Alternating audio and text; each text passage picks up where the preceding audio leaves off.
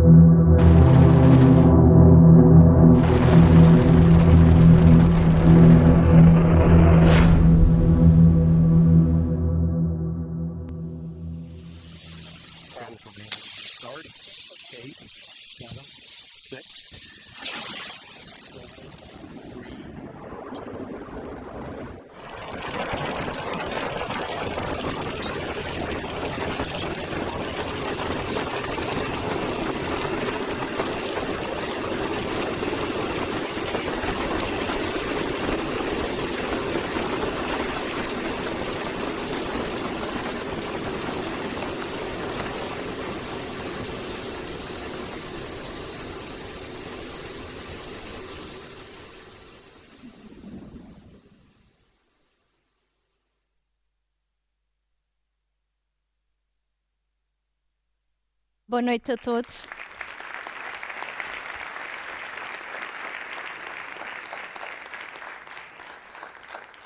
Bem-vindos à Conferência de Natal de Ciência Viva e bem-vindos a esta viagem que vamos fazer pelo nosso universo à procura da origem da vida. Vamos fazer várias paragens ao longo do caminho, mas obviamente vamos começar primeiro aqui, pelo Sistema Solar. Vamos começar pelo Sol, a nossa estrela que nos aquece e já vamos ver que vai ter um papel fundamental para a origem da vida na Terra. Passamos por Mercúrio, depois Vênus e começamos a aproximar-nos do nosso planeta. Este pontinho azul que todos tão bem conhecemos. E é aí que vamos fazer a nossa primeira paragem, nesta procura pela origem da vida. E vai ser a primeira paragem exatamente porque é, até hoje, o único ponto que nós conhecemos que tem vida. Portanto, temos muita coisa a aprender sobre este local. E eu vou-vos falar muita vez sobre a origem da vida. E para isso eu tenho que vos descrever, primeiro do que tudo, o que é a vida. A definição científica diz que é um sistema autossustentável capaz de evolução. Mas, acima de tudo, é mais fácil dizer que a unidade básica da vida é a célula e precisamos de várias célulazinhas para ter seres vivos, sejam humanos, plantas, animais, etc. E se vocês conseguirem imaginar uma casinha com os vários tijolos, uma casa, por exemplo, feita de tijolos ou de legos, a nossa célula é exatamente isso. É uma casinha que lá dentro tem toda a informação necessária para conseguirmos ter, mais tarde, vida. E começamos a descrever isso e começamos a perguntar, então, o que é necessário para uma célula existir? O que é necessário? Quais são as características? Quais são, como uma receita, se precisássemos de uma receita para misturar vários ingredientes e começar a ter a vida. Bem, há 3 ingredientes fundamentais na nossa procura pela vida e que nós precisamos de ter para, pelo menos, a vida se originar. São eles uma fonte de energia. Nós aqui na Terra temos o Sol, a nossa estrela, é a nossa fonte de energia. Mas nós lá mais para a frente já vamos ver que há outros locais na nossa viagem que não precisam exatamente do Sol. Têm outras fontes de energia. Mas por enquanto vamos reter esta ideia. O segundo ingrediente nesta receita mágica são os elementos químicos. Nós precisamos dos elementos químicos para construir compostos orgânicos cada vez mais e mais complexos. E o terceiro ponto é a água, na sua forma líquida. Todas as formas de vida que nós conhecemos aqui na Terra necessitam de água sob a forma líquida. A única pergunta que agora falta responder é, ok, temos os ingredientes, já sabemos o que é a vida, mais ou menos, então, quando é que surgiu a vida? E para isso, precisamos de um calendário. Quando falamos de tempo, precisamos de um calendário. Neste caso, vamos falar de um calendário cósmico. Esta ideia veio de um grande cientista chamado Carl Sagan. E então, quando falamos do calendário cósmico, pomos todos os elementos, desde a formação do nosso universo até aos dias de hoje. E, só para vos dar uma ideia deste calendário cósmico, no mês de janeiro temos o Big Bang e nós, seres humanos, apenas aparecemos nos últimos minutinhos do dia 31 de dezembro. Portanto, isso põe-vos em perspectiva há quanto tempo é que nós, seres humanos, estamos aqui, comparativamente à idade do universo. Agora, o ponto principal, quando eu vos levo nesta viagem pela origem da vida, tem a ver com a diferença, com onde é que surgiu a vida. Então nós sabemos que o nosso sistema solar surgiu há cerca de 4,56 mil milhões de anos, o equivalente ao mês de setembro, e depois temos a origem da vida há mais ou menos 3,8 mil milhões de anos. E esta passagem que nós temos aqui entre setembro e outubro é exatamente o ponto que nós não sabemos. Aliás, é uma das grandes questões da ciência. É como é que nós passamos de ter um sistema solar acabado de se formar, que não tem vida, e passamos a ter vida. Isto é uma das grandes questões da ciência. Então, vamos lá tentar ver como é que conseguimos resolver esta questão.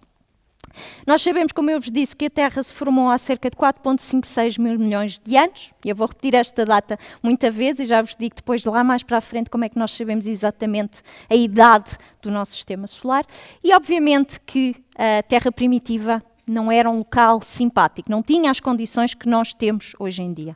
Era um local que, desde a sua formação até mais ou menos a origem da vida, há 3,8 mil milhões de anos, estava constantemente a receber cometas, asteroides, meteoritos, grandes corpos, muitas e muitas toneladas, e portanto era um local de muito bombardeamento. E não era um local propício para a vida, mas nós vamos ver nesta viagem que tanto cometas como asteroides como meteoritos estão cheios de moléculas orgânicas e essas moléculas foram trazidas para a Terra e portanto os cometas, os asteroides e os meteoritos tiveram um papel fundamental para a origem da vida aqui no nosso planeta.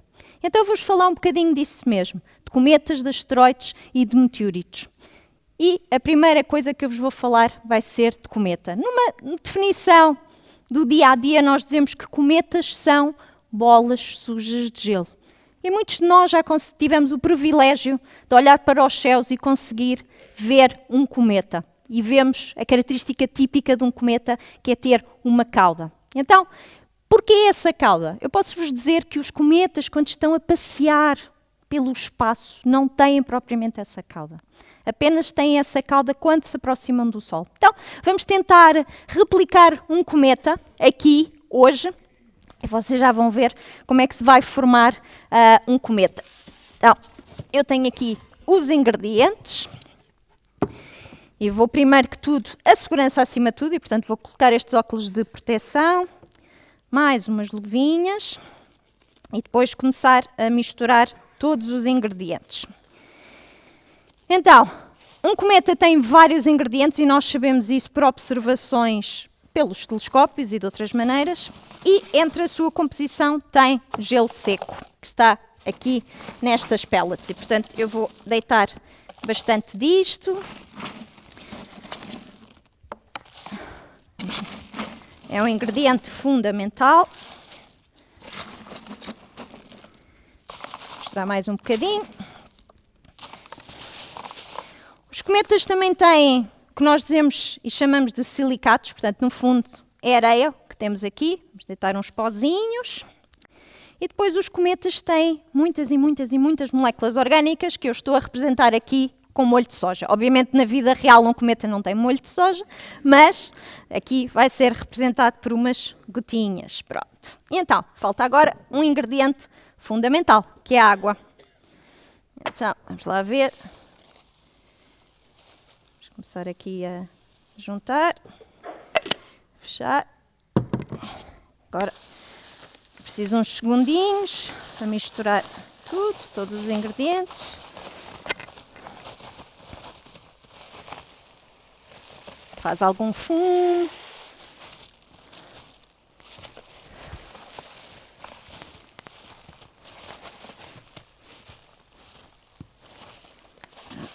Esperar mais um bocadinho. Conseguir juntar todos os ingredientes. Vamos ver aqui e ver se é necessário juntar mais água ou não.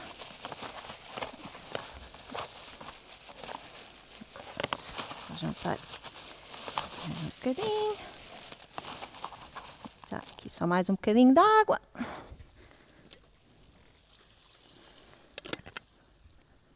Juntar todas as pecinhas.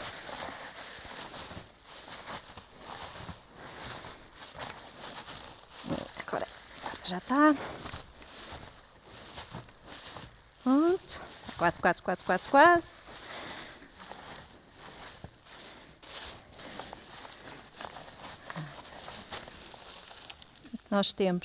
Nós quando temos um cometa, e vou imaginar que eu ao soprar, é a nossa fonte de calor, o nosso Sol. É exatamente esta cauda que nós vemos.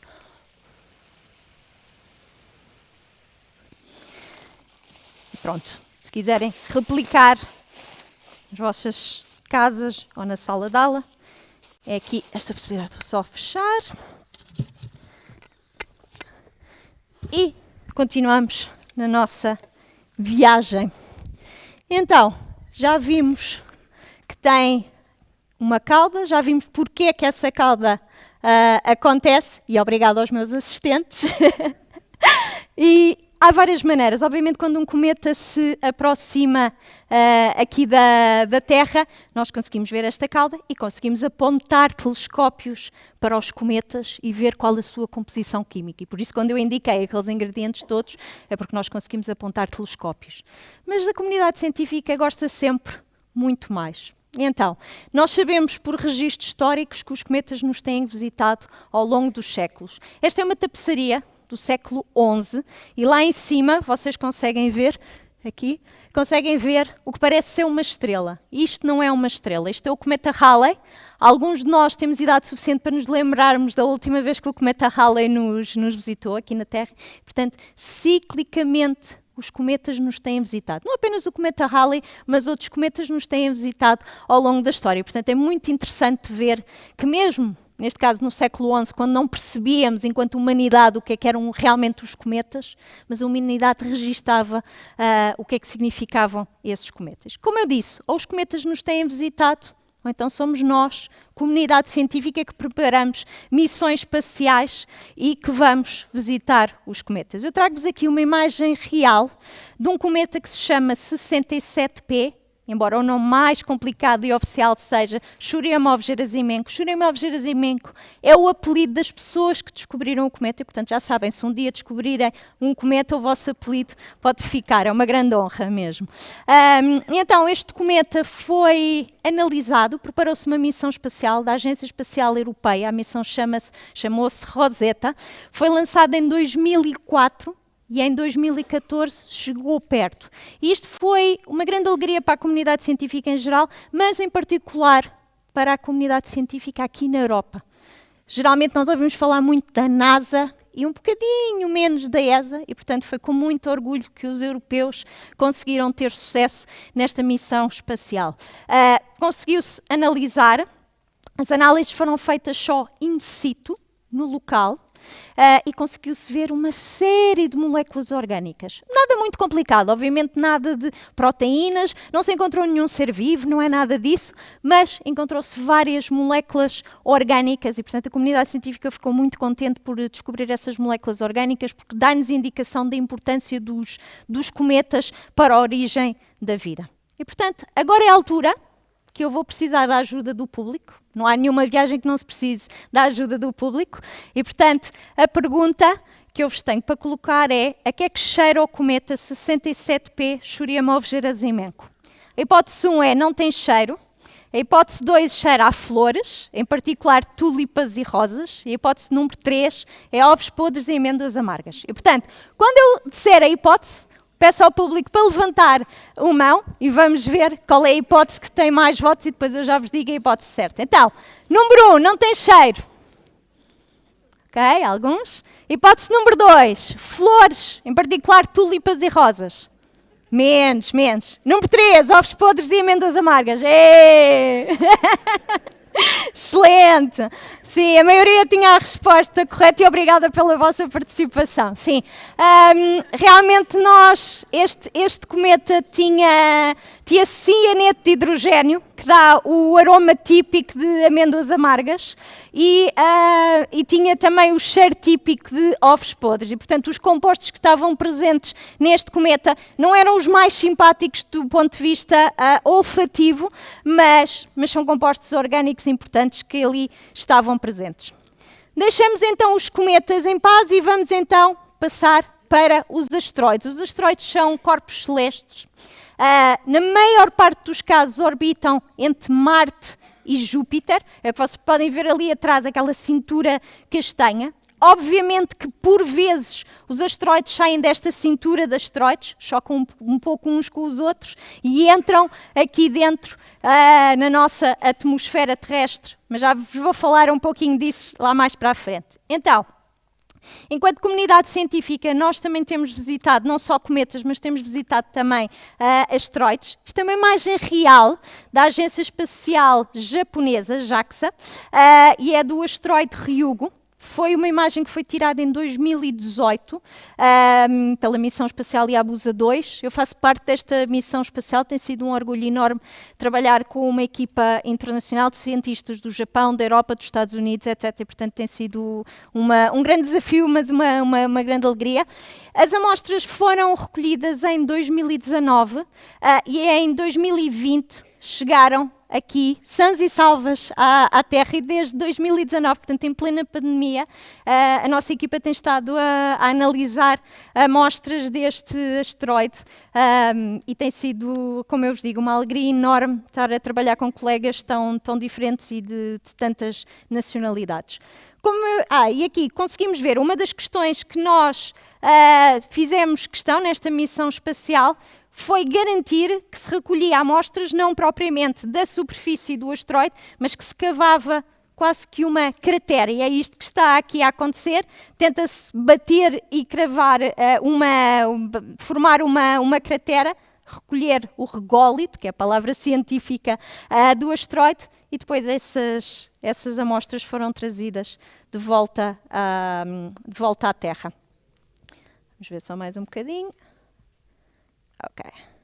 Então, trago-vos aqui outra imagem, também ela real, foi tirada pela NASA na missão espacial OSIRIS-REx e este asteroide chama-se Bennu.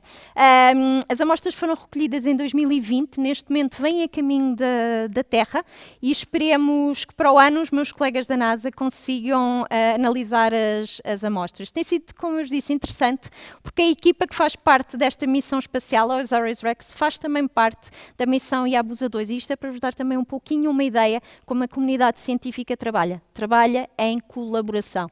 Eu digo sempre isto, deve ser assim também na vida, tal como na ciência, na vida, deve ser sempre em colaboração. E então, quando não somos nós a visitar os asteroides, são eles que nos visitam. E eu tenho aqui imagens, mas também tenho aqui meteoritos, é a palavra correta, que na maior parte dos casos estes meteoritos, eu já vos vou mostrar, vieram da cintura de asteroides, há exceções, alguns meteoritos que vieram de Marte e da Lua, mas não são esses que eu tenho aqui hoje. Estes que eu trago aqui hoje são da cintura de asteroides. Este aqui é apenas uma fatia de um meteorito inteiro, e a definição de meteorito é uma rocha que consegue pousar inteira na superfície do nosso planeta. Portanto, não devemos confundir com estrelas cadentes. E nós temos aqui, eu trouxe aqui uma grande variedade de meteoritos. Há três coisas, na verdade, que são comuns a todos os meteoritos. Todos eles são extremamente densos. Eu tenho aqui um que vocês estão a ver, que é bastante denso. Essa é uma das características. A outra característica é que todos têm uma chamada crosta de fusão. E, portanto, é cerca de 1 milímetro à volta. Portanto, quando os meteoritos entram na atmosfera, queima a parte de fora, mas a parte de dentro permanece fria e intacta. Portanto, isso é a questão número 2. O ponto número 3 é que todos eles são muito ricos em ferro e em níquel, com variações, obviamente, das quantidades. Só para vos dar um exemplo, eu tenho aqui um imãzinho, e como veem, fica preso. Portanto, este é um caso e este é outro exemplo. Não é? Portanto, porque tem muita quantidade de ferro e de níquel. No meu caso, no laboratório onde eu trabalho do Instituto Superior Técnico, nós não estamos tão interessados nestes que são muito, muito ricos em ferro. Estamos mais interessados neste que eu tenho aqui, que está dentro de uma caixinha, porque este que está dentro de uma caixinha é chamado de condrito carbonáceo.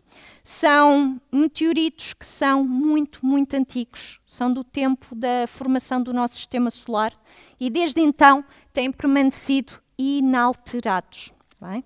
E quando eu vos tenho dito, muitas vezes, o nosso sistema solar e a Terra tem cerca de 4,56 mil milhões de anos, nós sabemos isso pela análise de meteoritos. Os meteoritos deram-nos essa qualidade de podermos descobrir a idade do nosso sistema solar. E, portanto, isto é como que uma máquina do tempo. Portanto, as máquinas do tempo não são só ficção científica, neste caso temos aqui uma verdadeira máquina do tempo que viajou no tempo e no espaço, permaneceu inalterada e, pela sua análise, o que eu faço é ver que moléculas orgânicas é que estão presentes. Isto é riquíssimo em carbono e em várias moléculas orgânicas e nós sabemos por esse estudo quais são as condições físicas e químicas não só do tempo da formação do sistema solar, mas também a quando da origem da vida na Terra. Então, vamos continuar. Eu quero-vos mostrar um bocadinho de como é que nós recolhemos meteoritos. Há colegas meus que dedicam-se mesmo a isso, a recolher meteoritos. Um meteorito pode cair em qualquer parte do planeta, neste momento podia cair um meteorito lá fora, nós não controlamos propriamente isso, mas há uma questão. Nós, geralmente, enquanto comunidade científica, queremos ir a locais em que o meteorito pouse na superfície do nosso planeta e não se comece a contaminar. Porque, por vezes, nós temos a possibilidade de recolher logo o meteorito, mas outras vezes não. Então, o que é que nós gostamos de ir? Gostamos de ir a locais em que o meteorito fique preservado ao longo do tempo, até nós, cientistas, irmos lá e recolhermos. Então, neste caso, tenho aqui um meteorito que está pousado no gelo da Antártida, e o gelo da Antártida, neste caso, vai servir como um grande congelador, preservando o meteorito ao longo dos tempos. Então, estão aqui os meus colegas, muitos deles passam todos os anos o Natal na Antártida e a passagem de ano, e portanto eu estou sempre muito grata. No meu caso não é o tipo de investigação que eu gosto de fazer, eu gosto mais do cantinho aqui do nosso país, mas estou sempre muito grata a colegas que vão e que passam várias semanas a recolher meteoritos, com todos os cuidados que vocês estão a ver ali. Estão a usar uma pinça e, neste caso, novamente, com luvas, com pinças, colocam dentro de sacos que são esterilizados e depois esses sacos vão para vários museus e nós podemos requisitar esses meteoritos. E, portanto, é graças aos nossos colegas que nós conseguimos analisar estas amostras que são tão, tão preciosas e que nos dão informação tão importante sobre que moléculas orgânicas é que estavam presentes a quando da formação ou depois da formação do nosso sistema solar e a quando da origem da vida na Terra. Obviamente que nós ainda não descobrimos e não temos ainda resposta para a questão da origem da vida aqui na Terra, mas temos várias pistas. Como eu já vos disse, nós vamos continuar nesta viagem pelo sistema solar e pelo universo e obviamente nós temos que parar em vários locais e temos que ter pistas primeiro que nos indiquem onde é que devemos parar. E os vários locais que eu vos vou mostrar a seguir, onde nós vamos parar, têm os necessários requisitos que eu vos indiquei. Tem a fonte de energia, tem os elementos químicos e têm, obviamente, água líquida. E, portanto, as paragens que eu vos vou indicar vão ser isso.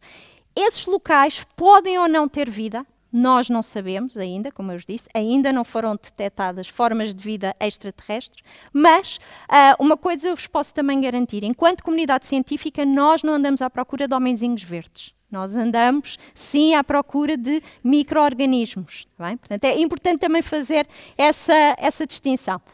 Vamos então deixar a Terra e vamos deixar a Terra, continua a girar e continuamos lentamente na nossa viagem. dizemos adeus à Lua, como alguém estava a dizer muito bem, e continuamos a nossa viagem aproximando-nos de Marte, do planeta vermelho. E então, trago-vos aqui uma imagem real, novamente. Isto foi tirado em 1976, portanto, para vocês terem a noção de há quanto tempo, a idade desta imagem. Isto foi tirado pela NASA, pela missão Viking, e esta missão Viking foi a primeira missão espacial até hoje de procura de vida extraterrestre. E esta missão espacial ficou para a história, não porque se tenha descoberto vida extraterrestre em Marte, mas porque foi a primeira, muitas coisas. Foi a primeira da procura de vida extraterrestre, como eu mencionei, mas também a primeira que conseguiu enviar fotografias a cores do planeta vermelho. Portanto, estamos em 1976. É fantástica a tecnologia, nessa altura já conseguia fazer algumas coisas. Mas deixem-me falar um bocadinho desta missão espacial. Não se detectou nenhuma vida extraterrestre, nada. E, portanto, vocês podem estar a questionar, então, porquê é que continuamos desde os anos 70 até agora a procurar vida extraterrestre e continuamos sempre a ouvir nas notícias sobre ir a Marte e várias missões espaciais? Bem, há várias questões. Há 2 pontos fundamentais aqui. Esta missão espacial, como eu vos disse, é dos anos 70 e, portanto, a tecnologia tinha um pequeno pormenor. Nós agora sabemos que se tivéssemos uma grama de rególito, solo, de Marte, e colocássemos milhões e milhões de moléculas orgânicas e milhões de micro-organismos, o equipamento que ia a bordo desta missão espacial não era capaz de detectar. E, portanto, primeiro de tudo foi um problema de tecnologia. Entretanto, nós já melhorámos a tecnologia desde os anos 70 e, portanto, isso é um ponto fundamental. O segundo ponto foi o local onde fomos procurar vida. E, neste caso, houve procura de vida à superfície de Marte. E nós hoje sabemos que a superfície de Marte não é o local indicado para se procurar por vida. Não só pelo elevado grau de radiação que chega à superfície, mas também porque existem outros compostos orgânicos, melhor dizendo, existem oxidantes que destroem estes compostos orgânicos que potencialmente possam existir. E, portanto, as futuras missões espaciais sabem isso e já não vão cometer o mesmo erro. E, portanto, desde os anos 70, desde 1976, nós já tivemos várias missões espaciais internacionais, tanto na órbita como na superfície do planeta vermelho. Não houve propriamente nenhuma que fosse exatamente procura de vida extraterrestre, mas todas estas missões que vocês estão a ver ali são realmente de procurar mais informação sobre o planeta vermelho.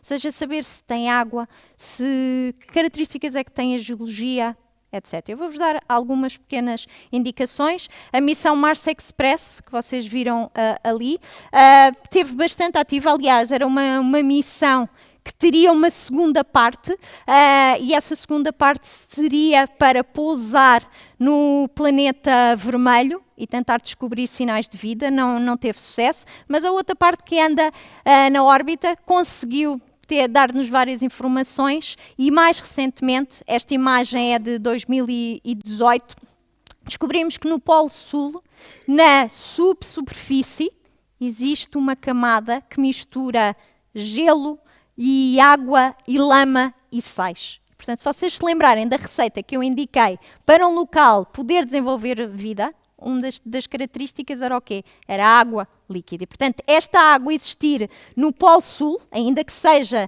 na subsuperfície, esteja cheia de lama e outras coisas, existe lá. A fonte de energia, neste caso, obviamente, nós sabemos que temos o Sol, a nossa estrela que também chega a Marte, e, portanto, sabemos que tem todas as características. Os elementos químicos existem em Marte e, portanto, daí nós dizemos que é um local que nós temos que continuar a procurar para tentar descobrir se existe ou se existiu no passado vida extraterrestre no planeta vermelho.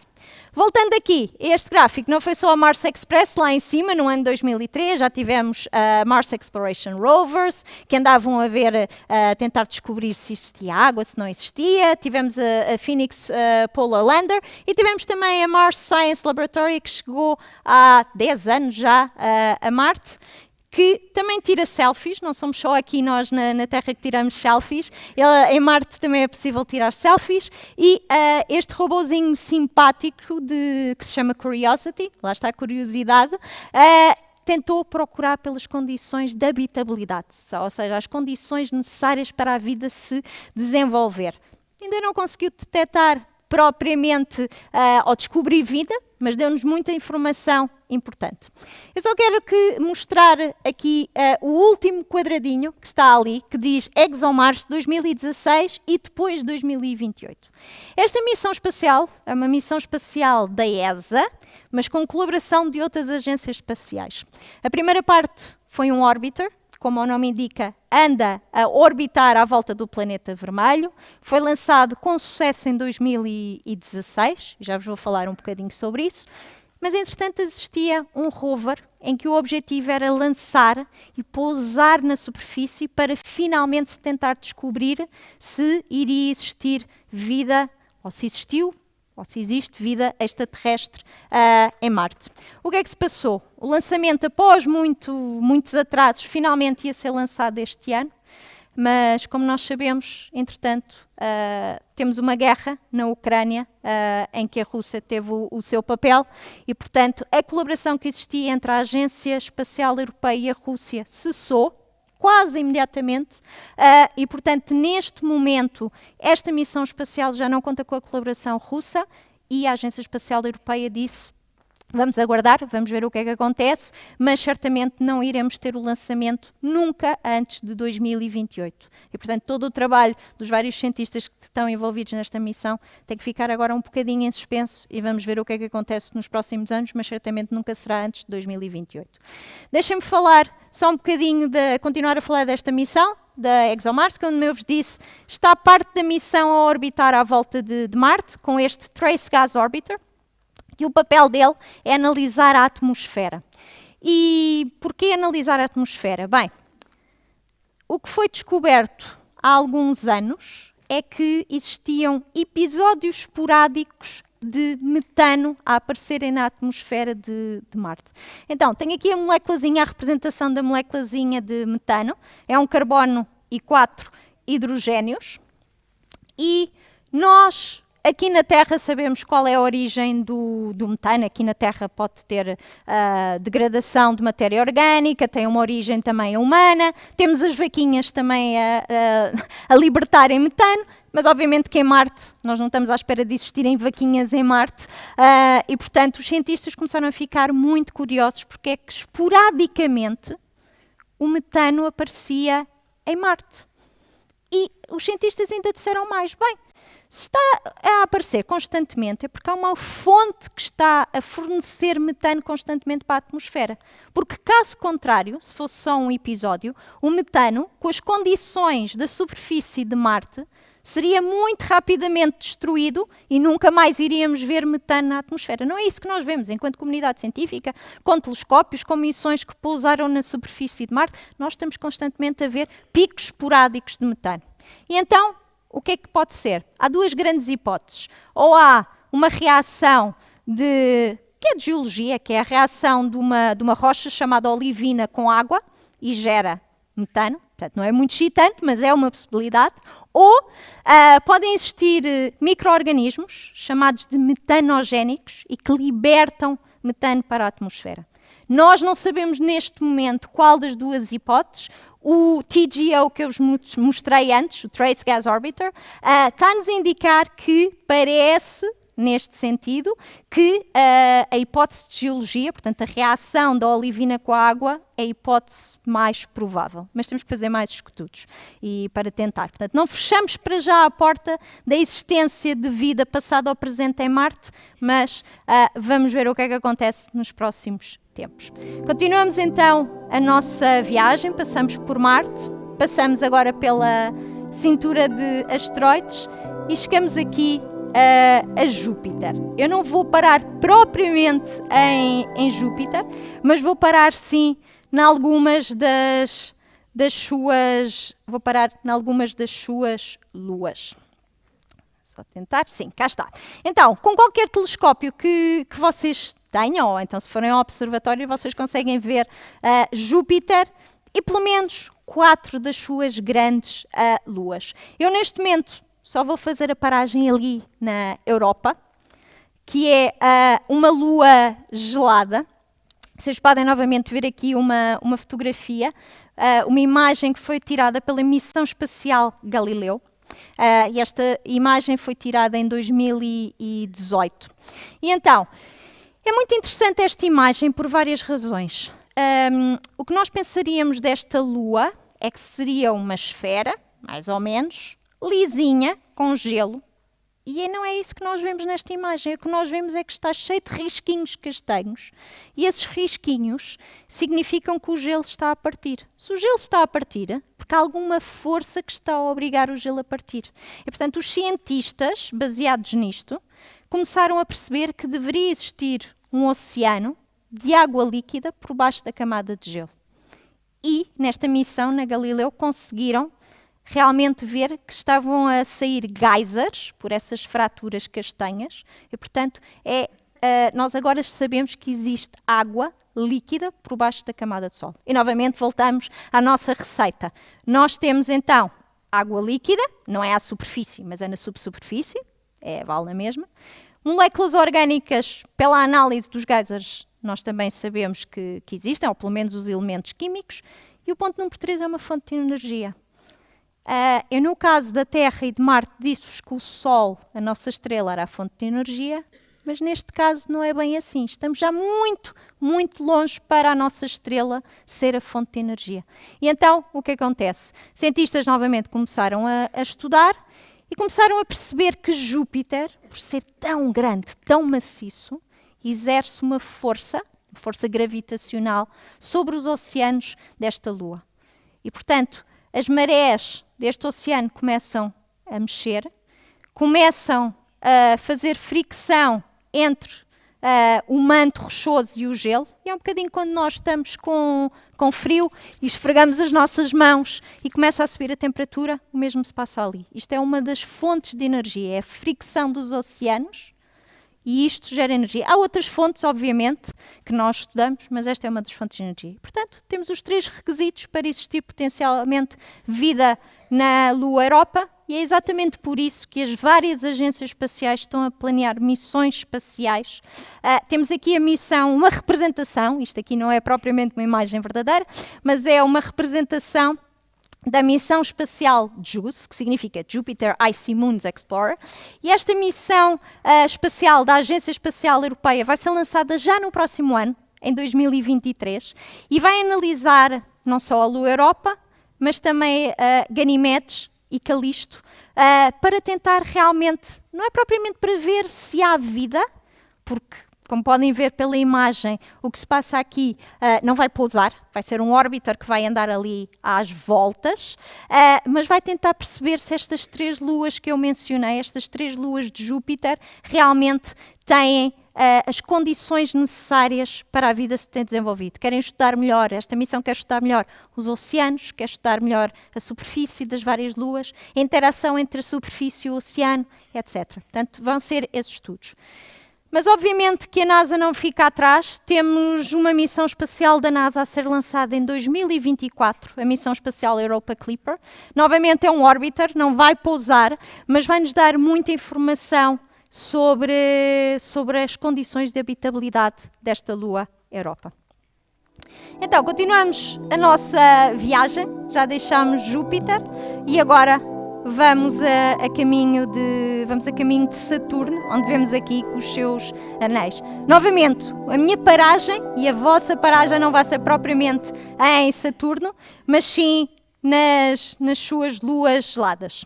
Então, temos aqui novamente uma imagem de telescópio. Isto é uma imagem verídica, com qualquer telescópio, então até num observatório vocês conseguem ver algumas das muitas luas de Saturno, e eu neste caso apenas vou parar na lua Encélado.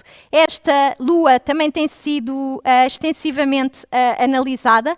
É aqui uma imagem real que foi tirada pela missão espacial Cassini, a caminho de outra lua, Titã, e neste caso esta imagem foi tirada em 2005 e o que nós vemos novamente é que esta lua, Encélado, é uma lua gelada, mas novamente, tal como no caso da Europa, não tem uma superfície lisinha como esperaríamos, está cheia de fraturas e portanto isto foi logo uma indicação indireta que deveria existir um oceano de água líquida por baixo desta superfície que estava a obrigar o gelo a partir-se e a formar estas fraturas. E, de facto, a missão Cassini conseguiu tirar fotografias, imagens. O que vocês veem ali atrás não são lâmpadas, não são luzes, são geysers. E a missão Cassini não era uma missão propriamente de detecção de vida extraterrestre, portanto, não levava a bordo o equipamento necessário, mas conseguiu mesmo assim analisar estes geysers. E o que foi possível ver é que estes geysers tinham moléculas orgânicas muito simples, mas estavam presentes. E alguns cientistas, ao compararem a composição destes geysers, diziam que tinham uma composição muito semelhante a um cometa. E, portanto, temos tudo o que é necessário, novamente, aqui nesta Lua. Temos um oceano com água líquida, temos a fonte de energia, como eu vos disse, neste caso não é o Sol, mas é a fricção provocada, neste caso, por Saturno, pelas marés. As marés vão movimentar-se e temos os compostos orgânicos. Portanto, temos os requisitos necessários para a vida existir. E é exatamente por isso que, nomeadamente, a Agência Espacial Europeia e a NASA estão neste momento em discussões, têm comitês que estão a analisar e a discutir onde é que devemos ir. E Encélado, obviamente, nas próximas décadas, já estamos a discutir até 2050, para vocês terem uma ideia. Novamente, eu faço parte de um painel de uma equipa de peritos. Estou a presidir, aliás, a um desses painéis e estamos a discutir entre nós quais são os locais. E, obviamente, Encélado é um dos alvos que nós gostaríamos de ir. Vamos ver qual é a decisão que sai nos próximos tempos. Então, vamos então continuar a nossa viagem. Deixamos Saturno e vamos muito lentamente continuar a percorrer o resto do Sistema Solar. Passamos por Urano, aqui com a sua cor característica, e depois, lá mais para a frente, começamos a ver um pontinho, que é Neptuno, e começamos a afastar-nos cada vez mais do nosso planeta, da nossa estrela, e a sair do nosso Sistema Solar. Deixem-me dizer que em 1990 a sonda Voyager fez exatamente este percurso que nós estamos agora a fazer. Saiu do nosso Sistema Solar e antes da sonda dizer adeus para sempre ao nosso Sistema Solar, decidiu, melhor dizendo, foi sugerido novamente por Carl Sagan, foi sugerido tirar uma fotografia à nossa Terra. A Terra, lá nos confins do nosso Sistema Solar, era apenas um pontinho, um pixel, e então a comunidade científica a partir daí começou a chamar a nossa Terra como o pálido ponto azul, é o que nós somos. E o nosso Sistema Solar é apenas um de muitos. E a comunidade científica, obviamente, começou a questionar. Nós sabemos que a Terra tem vida, nós fazemos parte de um sistema solar, mas então os outros sistemas solares, os vários sistemas solares que fazem parte da nossa galáxia da Via Láctea. Então a comunidade científica começou a pensar que deveriam existir outras estrelas, que não a nossa estrela, que não o nosso Sol, e outros planetas a orbitar essas estrelas. E já vamos falar um bocadinho mais nisso. Agora vamos ver um filme, porque não há nenhuma viagem que não tenha um pouquinho de um filme, especialmente quando as viagens são muito longas, e vamos ver um pouquinho da Guerra das Estrelas.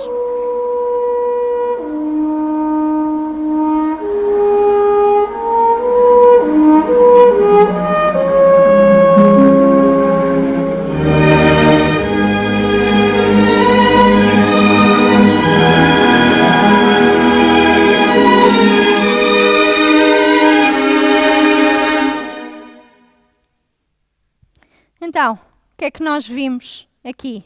Nós vimos a Guerra das Estrelas, mas uma coisa importante é que neste planeta, que obviamente é ficção científica, que se chama Tatooine, nós podemos ver lá atrás que este planeta orbitava à volta de 2 estrelas. Não apenas uma, como nós temos aqui na Terra, que temos a Terra e o nosso Sol, mas aqui o Tatooine orbitava à volta de 2 estrelas. E então, como eu vos disse, esta questão dos exoplanetas só foi realmente oficialmente descoberto o primeiro exoplaneta, portanto, o primeiro planeta a orbitar outra estrela que não o nosso Sol, nos anos 90 do século passado, e desde então a comunidade científica questionava-se: ok, então será que é possível existirem outros planetas a orbitarem não só uma estrela, mas 2 estrelas? Realmente em 2011 foi possível detectar um planeta, um exoplaneta chamado Kepler-16b, e carinhosamente e com uma alcunha os cientistas puseram-lhe o nome de Tatooine. E portanto é muito curioso ver isto. Reparem que o nome se chama Kepler, isto tem a ver pelo telescópio espacial Kepler. Até o Kepler, a maneira como nós detectávamos exoplanetas era porque tínhamos uma fonte de luz aqui, um telescópio aqui, portanto conseguíamos detectar a luz, e cada vez que passava um planeta aqui pela frente, a luz que chegava ao nosso telescópio diminuía. Isto apenas podia ser feito se o planeta que passava, o exoplaneta que passava aqui fosse muito grande. E, portanto, até aparecer este telescópio espacial, o Kepler, o que nós descobrimos na comunidade científica eram exoplanetas gigantes e gasosos. Desde o aparecimento do Kepler, o que é que nós temos? Conseguimos descobrir exoplanetas mais pequenos, do tamanho entre a Terra e Neptuno, e alguns deles não são só gasosos, alguns deles são mesmo rochosos. E, portanto, isso tem sido uma descoberta fantástica. Infelizmente, o telescópio espacial Kepler parou em 2018, mas como comunidade científica, porque isto é uma área com muito interesse, nós temos tido outros telescópios, e há um ano, no dia de Natal do ano passado, foi lançado o telescópio espacial James Webb, que, como podem ver, tem os discos, e está aqui um exemplo, obrigada, e tem os discos tem um disco muito maior, e portanto ao ter este disco muito maior permite-nos detectar coisas que antes não conseguíamos ver. Entre elas, vou-vos dar alguns exemplos. Temos este exemplo aqui do exoplaneta WASP-96b. Este exoplaneta já tinha sido detectado antes, em particular a sua atmosfera, mas a importância deste telescópio do James Webb, e estes dados obviamente que são mais recentes, têm pouquíssimos meses, é que foi possível ver com muito mais detalhe coisas que antes nós não conseguíamos ver. Portanto, neste caso, o que nós estamos a ver ali, aqueles pontinhos todos, correspondem a vapor d'água que foi detectado na atmosfera deste exoplaneta. Não estamos a dizer, obviamente, que este exoplaneta tem vida, não é isso, mas todos estes detalhes e a detecção de vapor d'água é uma boa indicação que há locais onde podemos procurar. E então, continuando, não é só James Webb. Em 2029 vamos ter mais um lançamento de uma missão espacial, neste caso chamada Ariel. Faço parte desta missão espacial da Agência Espacial Europeia, com muitos colegas de várias nacionalidades, e o lançamento vai ser em 2029. E o que é que esta missão tem tão especial? Esta missão vai analisar a atmosfera de mais de 1000 exoplanetas. Vamos ter muitos e muitos dados durante muitos anos, e isso vai ser importante para a ciência. Percebemos qual é a química, qual é a física, qual é a composição de todos estes exoplanetas, rochosos, gasosos, etc. Vamos ter muito mais informação nas próximas décadas. E deixem-me trazer-vos até aqui. Se aquele exoplaneta que eu vos mostrei estava a mais de 1000 anos-luz, esta imagem que eu vos trago aqui está a 6.500 anos-luz. Portanto, estamos muito, muito distantes da nossa Terra. O que nós estamos a ver aqui são os pilares da criação, que está na nebulosa da Águia. E realmente o que é que estamos a ver aqui? Estamos a ver um local cheio de poeiras e gases, e este é o berço de estrelas.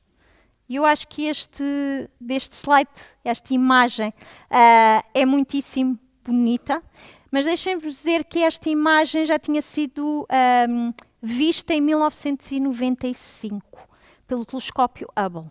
Mas nós não tínhamos estes detalhes todos. Esta imagem mostra-nos muitas e muitas estrelas brilhantes.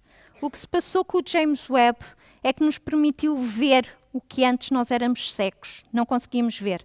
Porque o James Webb está a mostrar-nos coisas em diferentes comprimentos de onda que nos permitem obter informação que nós antes não tínhamos, detalhes que nós antes não tínhamos.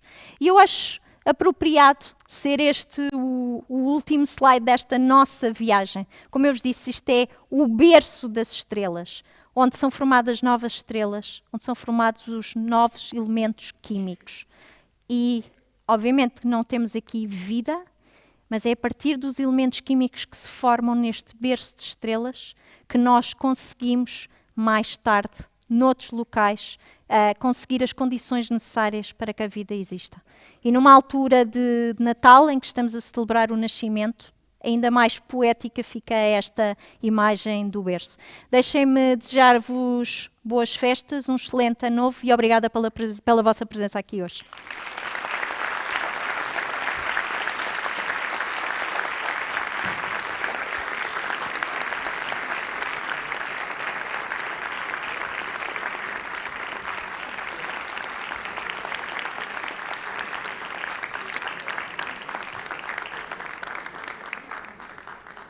E acho que está aberto para perguntas. Vão buscar microfones, portanto, quem tiver perguntas.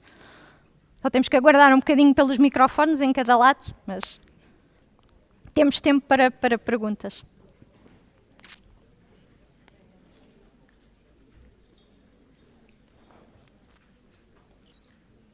Posso? Boa noite.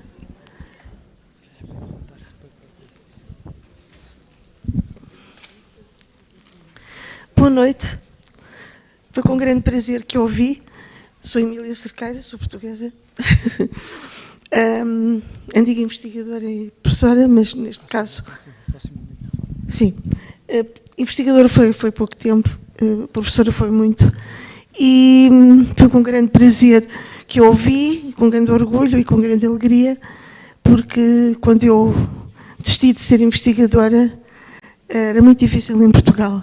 Isto foi antes de 25 de Abril, era muito difícil em Portugal isso acontecer, com condições dignas de trabalho. Bom, mas a minha questão era a seguinte, tem a ver com a questão da água, a origem da vida na Terra, o oceano, os oceanos não, o oceano, e neste momento, aliás, já há algum tempo que me tem posto a questão que esta nossa fixação, esta nossa necessidade de conhecimento no espaço, se não estaremos a utilizar os meios ao contrário. Nós neste momento, e estou a falar até de Portugal, nós temos os meios, temos em termos mundiais dos melhores cientistas, das melhores cientistas do mundo. Temos condições, até porque nos foi atribuído, portanto, a percentagem de posse do oceano a nível mundial, somos a terceira potência. Portanto, tendo em conta as alterações climáticas, que têm explicações para além dos erros que cometemos, será que investigar o fundo do oceano não será também importante? Respondendo à questão, claro que é fundamental. Eu posso dizer por experiência própria, eu neste momento tenho projetos em conjunto com colegas dos Açores, foi mencionado hoje a doutora Ana Colasso, com quem eu colaboro, e nós usamos os oceanos, em particular o fundo dos oceanos na zona dos Açores, para nos ajudar a responder a estas questões da origem da vida. E, portanto, a ciência, como eu disse, não é feita de forma isolada, é feita de forma colaborativa, e toda a informação que nós aprendemos sobre os oceanos, e Portugal tem um papel fundamental, nós serve-nos para estudar o espaço. E relativamente ao espaço, obviamente que nós não estamos só aqui a responder a questões de curiosidade, que há muita curiosidade, obviamente, sobre o espaço, mas quando nós preparamos estas missões espaciais, nós estamos também a desenvolver novas tecnologias. Tem sido assim ao longo das décadas, e essa tecnologia tem aplicação no nosso dia-a-dia, desde as camarazinhas nos telemóveis que nós temos. Temos aqui os colegas que estão vestidos de astronautas. Nós sabemos que isso deu origem a tipos de materiais que são usados pelos bombeiros nos Estados Unidos, as panelas, o Teflon, e portanto há N de aplicações que saem exatamente porque nós estamos a investir tempo e dinheiro nesta área do espaço, juntamente com outras áreas. Em nenhuma área a comunidade científica trabalha de forma isolada.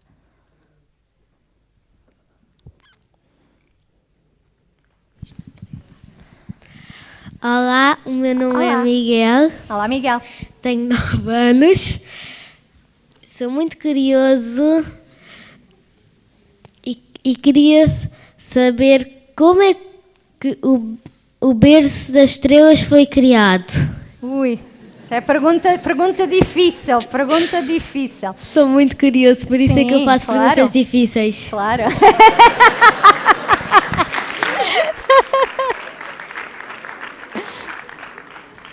Geralmente o que acontece é que uma estrela, quando morre, liberta muitos elementos e vai dar origem depois, esses elementos que são libertados, vai dar origem a outras estrelas. E podemos andar um bocadinho para trás no tempo. Geralmente o que acontece, andamos muito para trás no tempo, e os meus colegas de astronomia gostam de dizer que geralmente as poeiras cósmicas se juntaram e começaram a juntarem-se todas, a agregarem-se e constroem novamente ou estrelas, depois mais tarde podem dar origem a planetas, etc. Mas ali no berço das estrelas ainda é tudo muito novinho, não há ali propriamente ainda sistemas solares, ainda é tudo muito, muito jovem, em termos, obviamente, em termos de idades do universo. E obrigada pela tua pergunta. Temos aí um futuro cientista com tanta curiosidade. Boa noite. Boa noite. Falou que a origem da vida na Terra tem 3 elementos: energia, moléculas que vieram de fora, moléculas orgânicas e água. Sim. Portanto, se elas vieram de fora, já existiam. Então, já havia vida antes da vida na Terra? Não. Moléculas orgânicas não são vida, atenção. Uma coisa é química, outra coisa é biologia. Então, o que é que nós sabemos? Quando nós falamos, por exemplo, em meio interestelar, que é assim uma palavra muito composta, que é o espaço entre as estrelas, nós pensamos assim à primeira que o espaço entre as estrelas estaria vazio, mas não está. O que nós sabemos é que existem reações químicas entre elementos, portanto, carbono, hidrogênio, etc., azoto.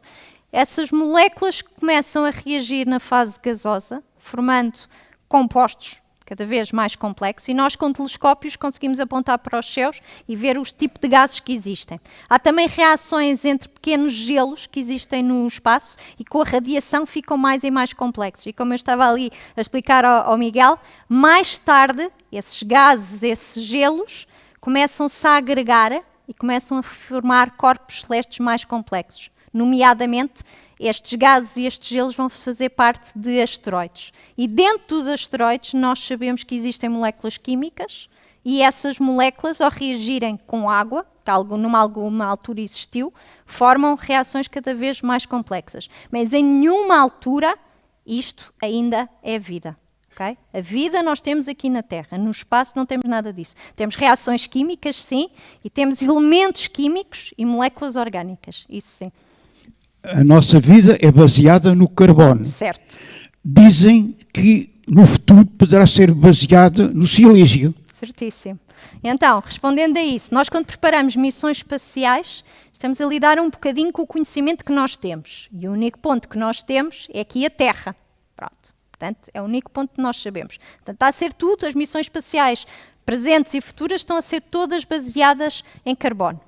Obviamente que de futuro nós podemos escrever propostas e dizer vamos nos deixar do carbono e vamos procurar o silício.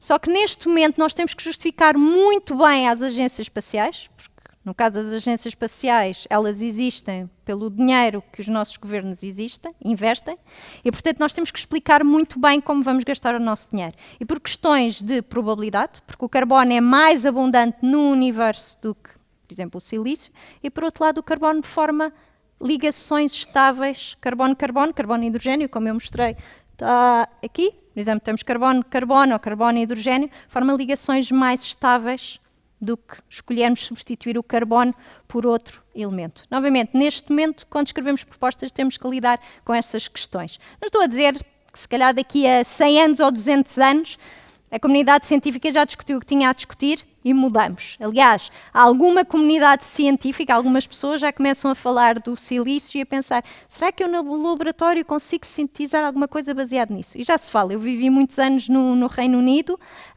e nos 11 anos que estava lá já existiam até programas de televisão e de rádio a mencionarem esse facto. Mas se neste momento as agências espaciais vão usar isso, não parece, pelo menos nos próximos anos, já é falado.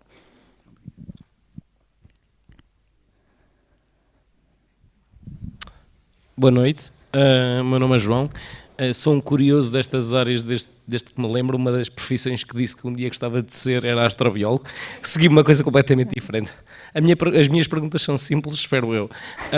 A primeira é, qual é o livro ou os livros que recomenda para os públicos que aqui estão, Sim. mais velhos, menos velhos, sobre esta área, ou site, Sim. ou alguma coisa do estilo. A segunda é, eu lembro-me sempre da zona de habitabilidade, acho que é assim que a Helena se refere. Eu não sei se isso é um conceito que ainda existe na ciência, se está a ser mais discutido, mas como falámos de outros planetas e de outras luas, aliás, Sim. que estão muito mais longe, gostava de saber qual é a sua opinião sobre o assunto. Sim. E afinal, é sobre, eu esqueci-me do nome delas, há umas criaturas na Terra que sobrevivem a condições completamente extravagantes. Esqueci-me do nome, de certeza. Sim. Que tenho na cabeça. Sim. E como é que elas nos inspiram a procurar outras formas de vida? Obrigado. Então, são aqui muitas perguntas, vamos tentar devagarinho responder a todas. Livros. Obviamente, a minha inspiração para trabalhar nesta área há mais de 20 anos, foi realmente os livros que eu tinha na casa da minha família, do Carl Sagan. Tínhamos variedíssimos livros e depois, mais tarde, muitos deles transformaram-se em filmes. E não só isso, há as séries de televisão, o Contacto, que nós agora vemos umas novas séries. Eu prefiro honestamente a original, com o Carl Sagan. Não tem efeitos especiais, nada do outro mundo, mas honestamente fantástico. Ele era um fantástico orador, muito apaixonado e, portanto, para mim inspirou-me muitíssimo. E volto a dizer, anos mais tarde, eu vi o Cosmo, a série de televisão Cosmo na televisão, quando tinha 13, 14 anos, e lembro da minha professora de Biologia no liceu passar cassetes de vídeo, ainda sou do tempo das cassetes de vídeo, e realmente era super inspirador. E anos mais tarde, quando vi também o filme, o Contacto, disse, é isto que eu quero fazer para o resto da vida, e foi a partir daí que realmente escolhi a minha carreira. Eu devia ter 21, 22 anos, e portanto a minha sugestão é ler qualquer dos livros do Carl Sagan. Estão traduzidos, e por vezes eu tenho jovens, menos jovens que me contactam e eu dou sempre essa sugestão, e depois outras sugestões que também posso dar de outros colegas estrangeiros, mas isso obviamente é necessário saber inglês e portanto isso posso dizer noutra altura. Relativamente aos micro-organismos que vivem em condições extremas, aos termófilos, nós estudamos muito isso. E eu dou aulas de astrobiologia no Instituto Superior Técnico e, portanto, nós falamos também sobre isso. E os termófilos ajudam-nos imenso.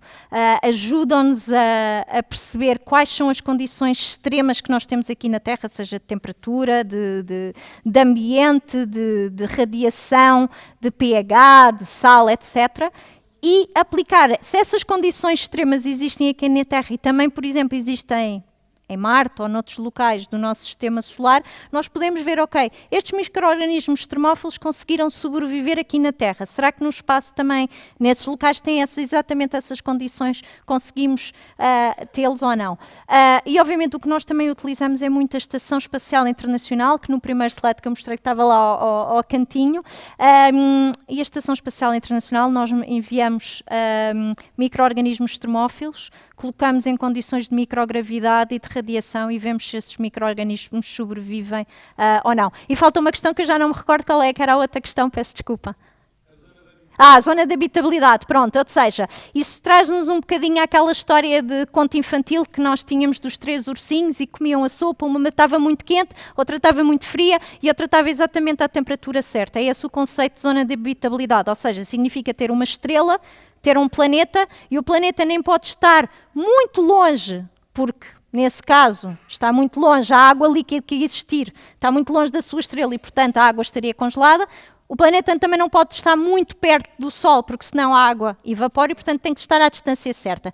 Esse conceito de habitabilidade já não é propriamente atualizado, porque eu mostrei, por exemplo, a questão das luas geladas de Júpiter e de Saturno, Europa, Encélade, etc., e a fonte de energia não é propriamente uma estrela, e, no entanto, tem as condições necessárias para a vida se desenvolver. Portanto, a ciência vai evoluindo e adaptando, e há conceitos que são adaptados. Não caem completamente, mas são adaptados.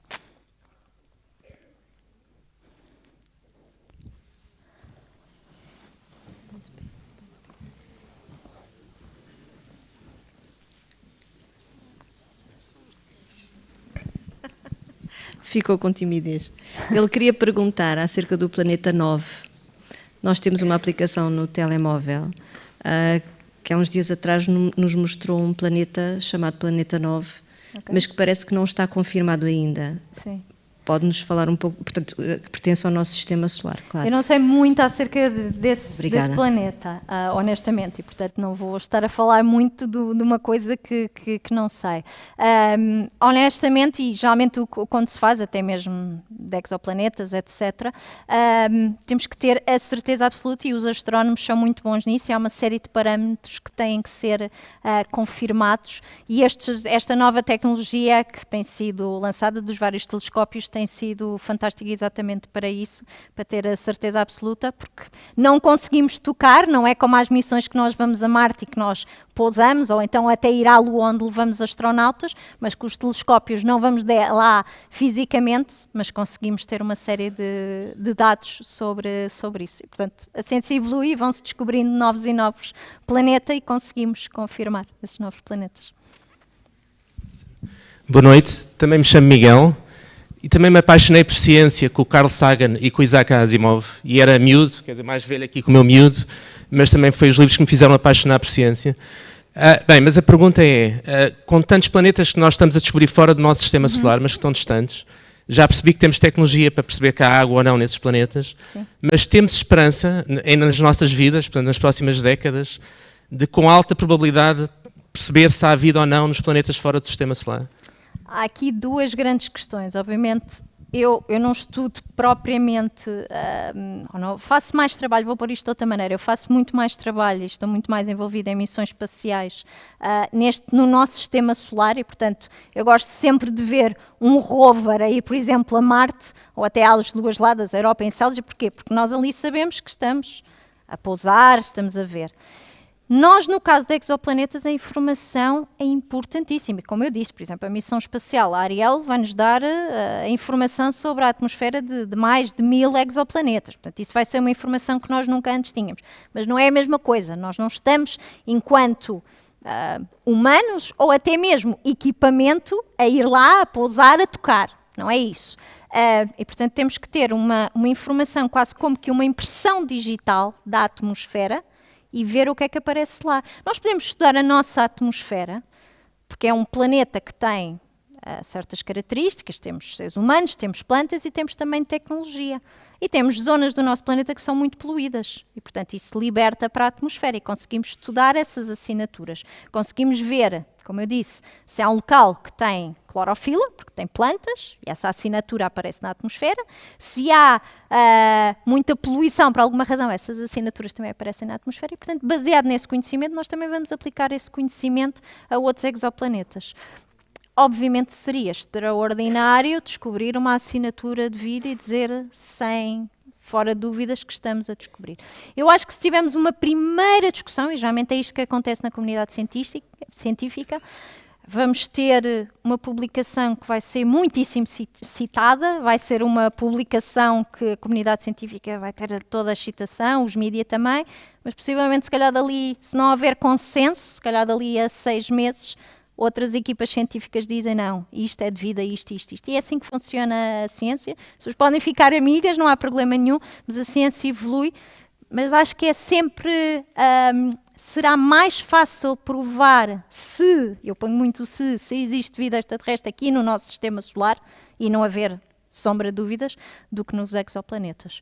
Mas toda esta informação é muitíssimo preciosa. Portanto, estamos na altura certa, esta é a altura certa para ter toda esta informação e estas descobertas. E, portanto, vamos esperar pelas próximas décadas, eu não digo anos, eu digo décadas, para ver o que é que vai surgir e que dados é que vamos obter da missão Ariel e de outras missões espaciais.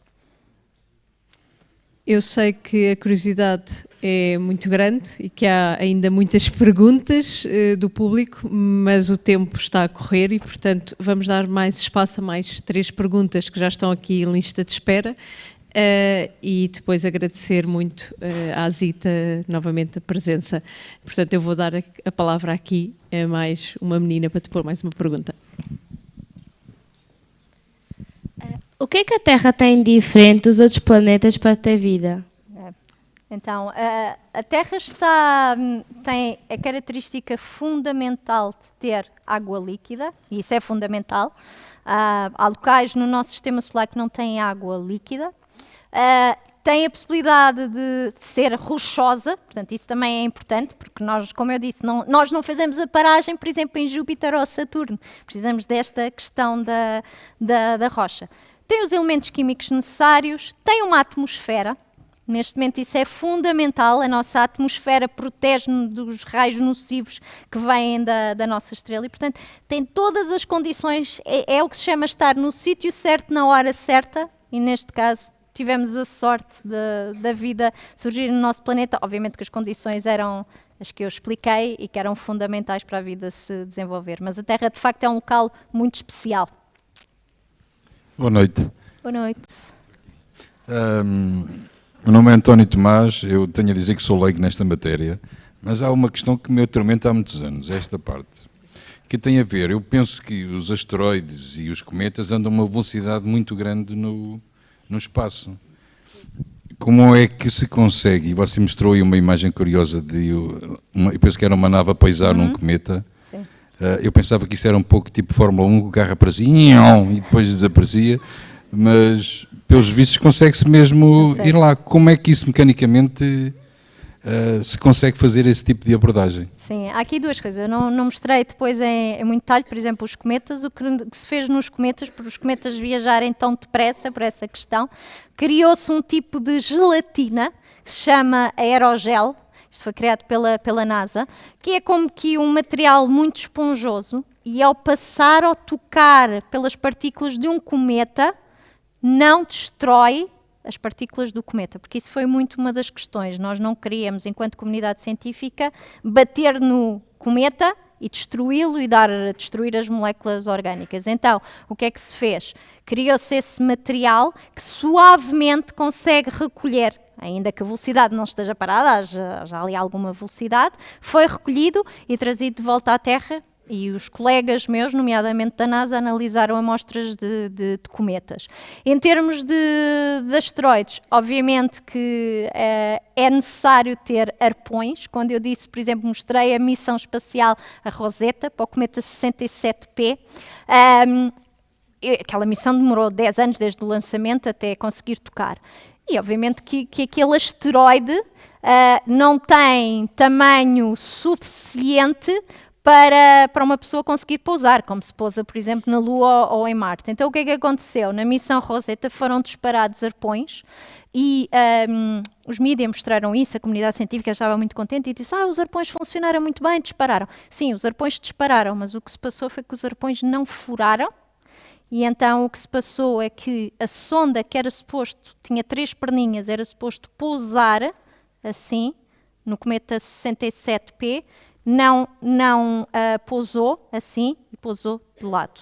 Mesmo assim, ainda conseguiu funcionar e tirar alguns dados, mas como se pode imaginar, se estamos assim, se temos os painéis solares virados numa direção e não funciona assim, nesta direção não funcionou. Nesse caso não foi uma missão de trazer amostras de volta à Terra, mas foi uma amostra que enviou dados para a Terra. E sim, nós precisamos dos engenheiros, tantos engenheiros aeroespaciais e que planeiam todas essas coisas, e é possível tocar, em alguns casos tocar e pousar, noutros casos tocar apenas e regressar à Terra.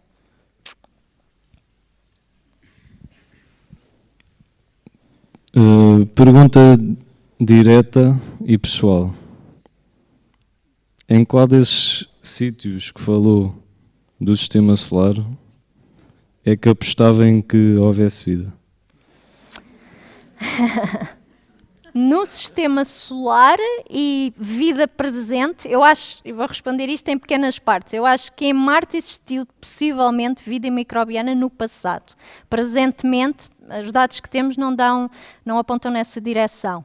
Presentemente, eu poria as minhas fichas ou na Lua Europa ou na Lua Encelado. Eu dividia as minhas fichas por esses dois sítios e teria muita curiosidade em ver, analisar os oceanos dessas duas luas geladas. Será um enorme desafio científico, porque a camada de gelo é muito espessa, tem metros e metros e metros e metros, e portanto será um enorme desafio estudar e conseguir furar. E, portanto, muito possivelmente o que vamos tentar fazer enquanto comunidade científica é estudar os geysers, que é uma forma indireta de estudar os oceanos. Mas punha as minhas fichas na Lua Europa e na Lua Enceladus, honestamente. Sei que também estudou Vênus. Eu Vênus não estudei, sim, mas Vênus houve muita discussão recentemente sobre a atmosfera de Vênus, e houve uma assinatura de uma molécula e que os cientistas diziam que poderia ser de vida. Estudos mais recentes indicam que não parece ser esse o caso, mas obviamente que nós vamos ter na próxima década 3 missões espaciais, não uma, não duas, mas 3 missões espaciais a Vênus, e portanto certeza absoluta que nos próximos anos vamos ter muita informação sobre Vênus e sobre se realmente existe vida nesse local que tem condições tão extremas de pH tão ácido e de chuvas ácidas, etc. Não punha aí as minhas fichas, mas quem sabe, não fecha a porta. Obrigado. Olá, estou aqui.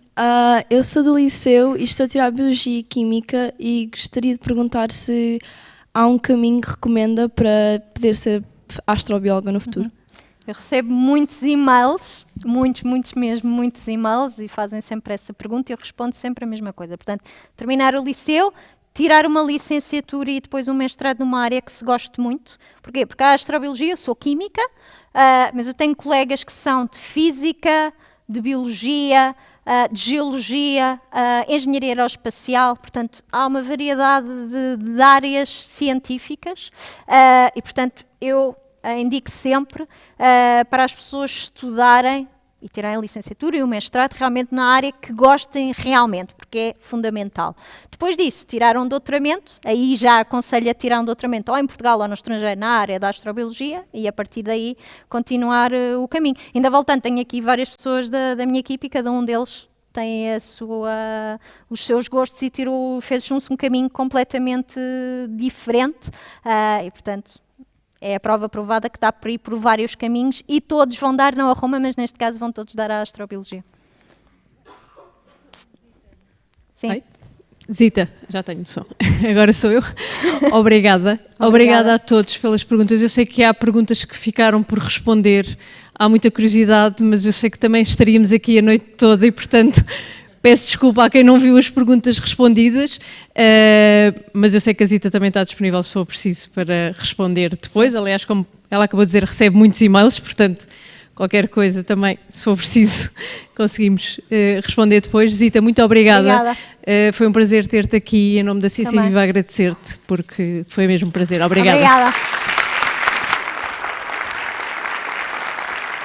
Obrigada.